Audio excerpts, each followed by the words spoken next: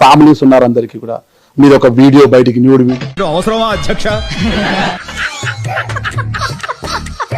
అని, అది దాంట్లో ఎంత దుమారమైంది, ఫ్యామిలీ ఎంత సఫర్ అవుతుందని అందరికి తెలుసు. ఒక ఫ్యామిలీ బ్యాటరీ వీక్ అయిన మొబైల్ కి డ్యూయల్ సిమ్ అంటే అది. దాని తర్వాత ఆ ఇంటి అద్దె కట్టడం లేదని మల్లికార్జున రావు బయటకు వచ్చి ఆందోళన చేయడం, మా ఇంటి అద్దె దౌర్జన్యంగా ఉంటున్నాడు అనే విషయం. అందరి ముందు పరుగు ఇంకెలా తలెత్తుకుంటాం ఏదో అవుద్దని అన్నిసార్లు అడిగారు ఎక్కడికి వెళ్తున్నావు అని. మీకు అసలు ఏం రైట్స్ ఉన్నాయండి మమ్మల్ని ఇంటికి తీసుకొచ్చి చంపడానికి? ఇలాంటివన్నీ కప్పిపుచ్చేసి ఓకే అధిష్టానం దృష్టికి పోయింది, అధిష్టానము మీ మీద ఏం చర్యలు తీసుకోలేదు, చెప్పి పంపించినట్టుగానే ఉంది. మాట్లాడవయ్యా. వాళ్ళు నన్ను బాగా దెబ్బేశారు సార్. ఇక్కడ జరుగుతున్న పెళ్లి ఒకటే డమ్మీ కదా సార్. ఆ సీనుగాడు, ఆ లుంగి బాబా, వాళ్ళ బ్యాచ్ అంతా డమ్మీ సార్. తెలుసుకోలేదు మీరు, రాజకీయాల్లోకి వెళ్తే ఇలాంటివన్నీ ఉంటాయి, మన క్యారెక్టర్ అసెషన్ చేస్తారు. పోలీస్ గా ఉన్నప్పుడు మిమ్మల్ని ఎవరు టచ్ చేయలేరు, మహా అయితే విఆర్ లేదా సస్పెన్షన్.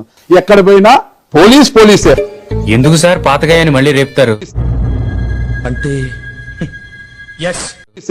ఇక్కడ అది లేదు, క్యారెక్టర్ మీద పడుతుంది ఎన్నో అవమానాలు. వీటికి ఏం సమాధానం చెప్తారు? చూడాలని ఉంది.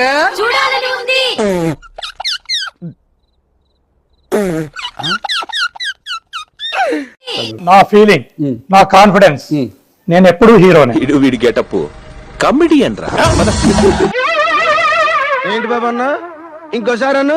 వీడి గెటప్ కమెడియన్ రా.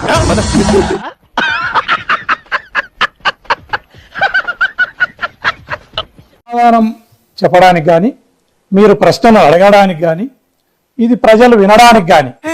మళ్ళీ వేస్తాడు. ఏం కౌంటర్ సార్ ఇవి? హేతుకమైన ప్రశ్నలను నువ్వు అడగటం లేదు అన్న నేను భావిస్తున్నా. ఎదవ తెలివితేటలు చూపించుకే. నేనేం చూపించ